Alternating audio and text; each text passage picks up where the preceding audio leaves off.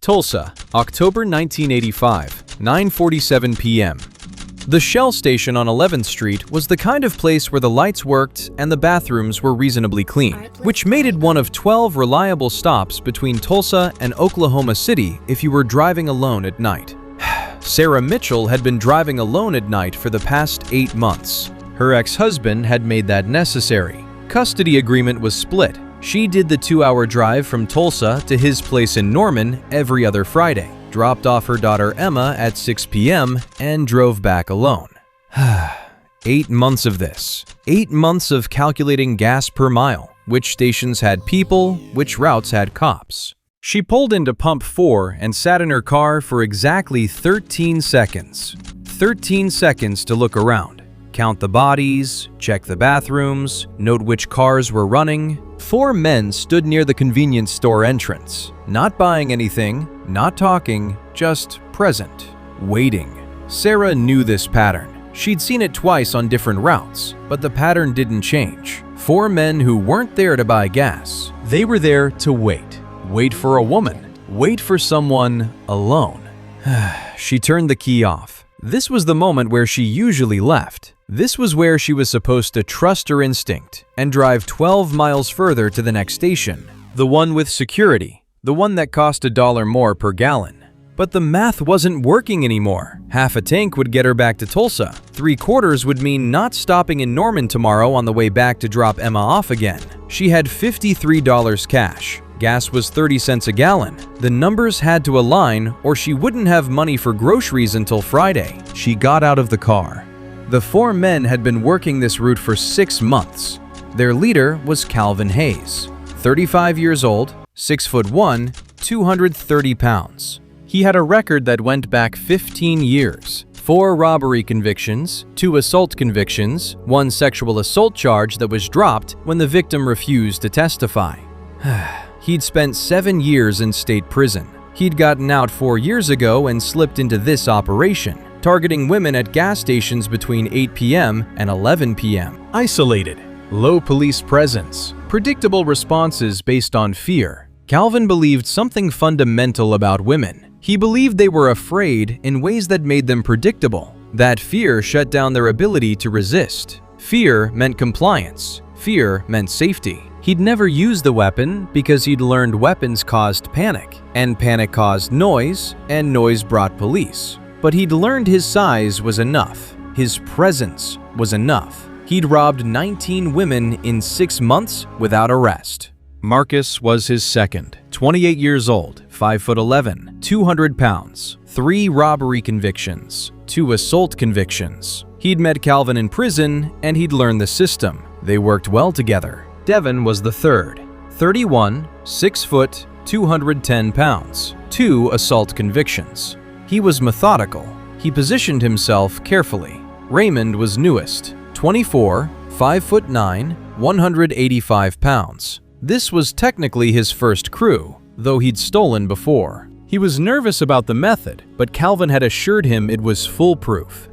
Women didn't fight back. Women didn't have the instinct. They'd been watching Sarah since she pulled in, watched her sit in the car, watched her consider leaving, watched her kill the engine, watched her step out. Calvin checked his watch, 9:48 p.m. The attendant inside was on his phone. The next customer wouldn't arrive for 8 to 10 minutes. 8 to 10 minutes was enough. They'd done this 38 times. They could do it in 90 seconds. Marcus moved first towards Sarah. Devin and Raymond spread out to block her line of sight back to the highway. They positioned themselves between Sarah and the convenience store door. They didn't have a weapon, but they had 4 bodies and absolute certainty that 1 woman alone couldn't overcome 4 men. Chuck Norris was filling up at Pump 3. He was in Tulsa for a karate tournament the next day. He'd driven from Dallas since 4 p.m. and he was tired and hungry, and he wanted to fill the tank and grab coffee before heading to his hotel. He wasn't looking for anything. He was just standing at Pump 3 with his hand on the nozzle, watching the numbers tick up.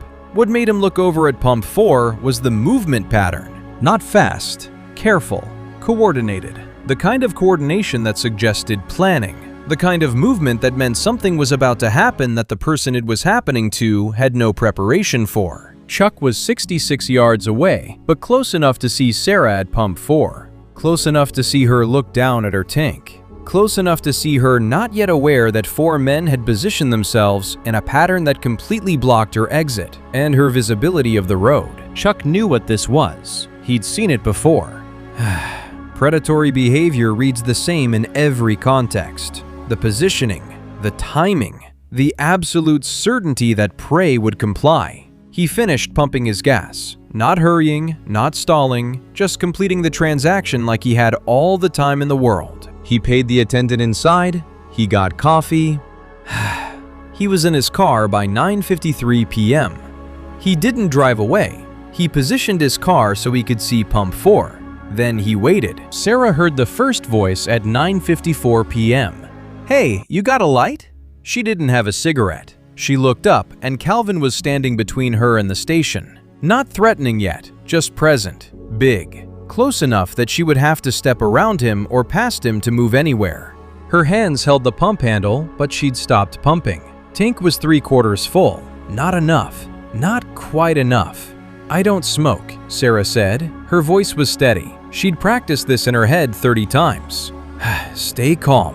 Don't escalate. Don't assume." "You don't smoke," Calvin repeated. He was looking at her like she'd told him something he already knew. "But you're alone." That was when Sarah understood. She was alone. 3 other men were moving now. They'd positioned themselves so there were bodies between her and every exit. Convenience store door blocked. Highway blocked. Her car blocked. She let go of the pump handle. "I have money," Sarah said. "About $50. Take it. Just take it." "We know what we're taking," Marcus said from her left. He was closer now.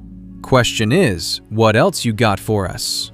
That was when Sarah understood this was no longer about robbery. What happened in the next 7 seconds would be told in Tulsa martial arts circles for the next 32 years. Chuck had watched the pattern develop.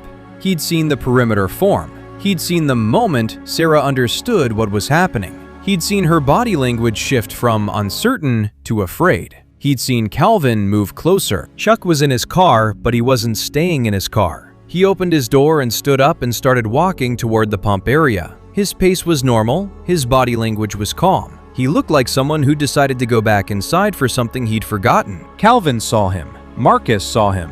The entire perimeter shifted because now there was a 5th actor walking directly toward them. "Keep walking," Calvin said to Chuck. It wasn't a warning. It was a statement of expectation. "Keep walking. Let us finish." Chuck didn't keep walking. Chuck stopped 4 feet from Calvin. "Let her go," Chuck said. 2 words. No inflection, no anger. Just a statement of what needed to happen. Calvin laughed.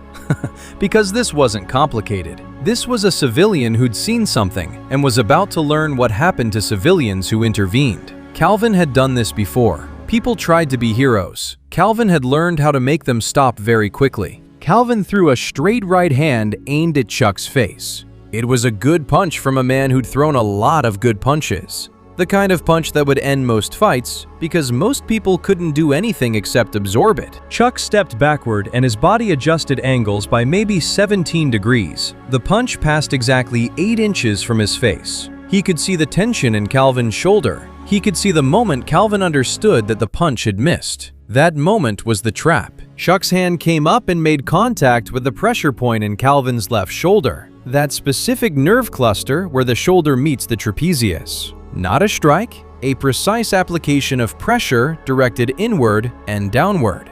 Calvin went down like his legs had stopped receiving signals. Marcus moved next. He was faster than Calvin. He was also angrier. He threw a combination: right hook, left cross, right hook. All 3 punches were aimed at Chuck's head. All 3 were powerful. Chuck pivoted. He used Marcus's first punch to set the angle. The hook passed 6 inches from Chuck's face. The cross was already committed, and that's when Chuck made contact. His hand driving upward at a specific angle that redirected Marcus's punch upward and to the left. Marcus's fist went up, and his feet went up, and his entire body went horizontal.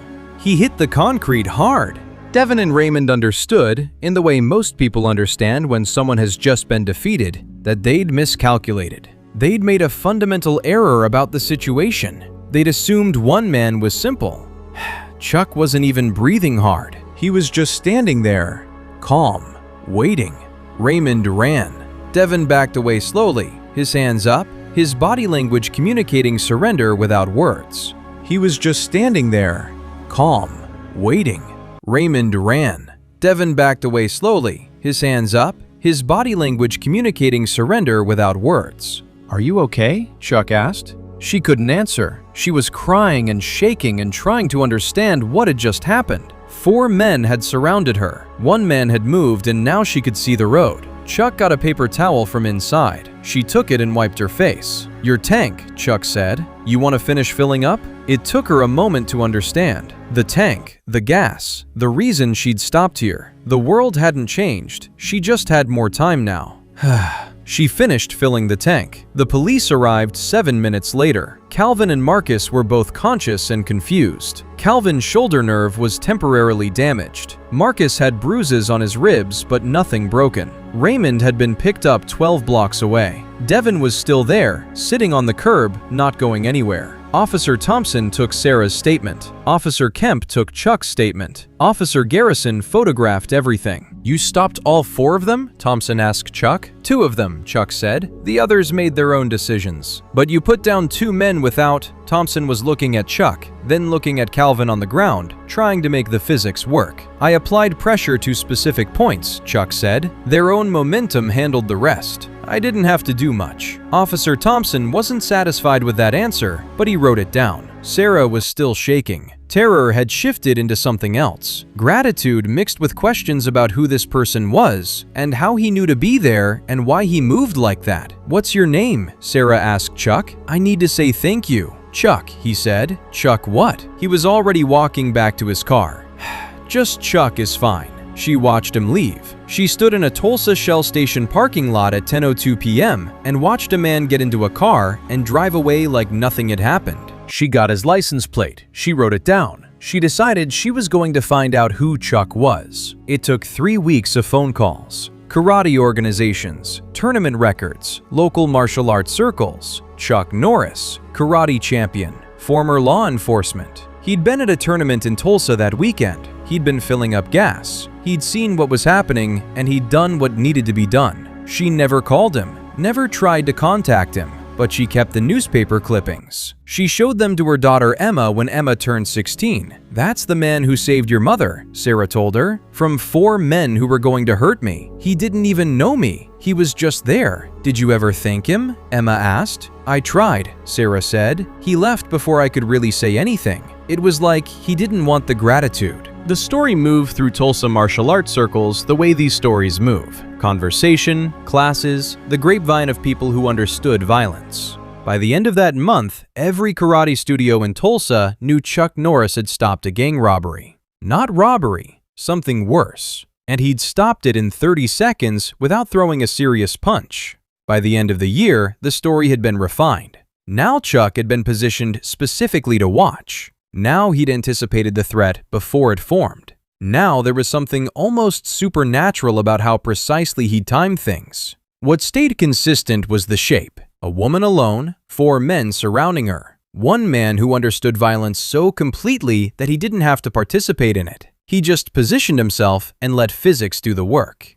Calvin Hayes got 15 years for attempted assault. The prior record pushed it higher. The organization raised it further. Marcus got 12 years. Devin got 8 years on his prior record. Raymond, being youngest, and this being his first real offense, got 6 years. All of them would spend their sentences thinking about how a smaller man had moved them from standing to horizontal without ever hitting them. All of them would learn that there were principles about force they'd never understood. Sarah didn't stop driving at night, but she was more careful. She took self-defense classes at a local karate studio. She became someone who could protect herself because she'd learned what it cost not to be prepared.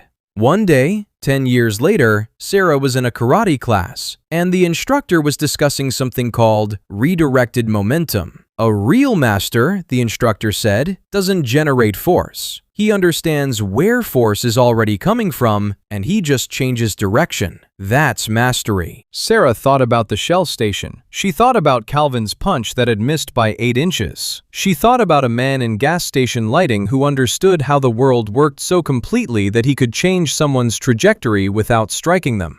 That was the version she told. Whether every detail survived the retelling exactly as it happened, nobody can verify anymore. But the shape stayed consistent through all versions. A woman alone, 4 men with predatory intent, a man filling up gas, a moment of decision, 7 seconds of clarity, a woman alive, and a lesson that traveled through decades. That was how the story came down in Tulsa. That was how it moved through the years. The same essential truth. Sometimes the best way to stop someone is to not resist them. Sometimes the best way to help someone is to not intervene, just to redirect. The world has a shape to it. You work with that shape.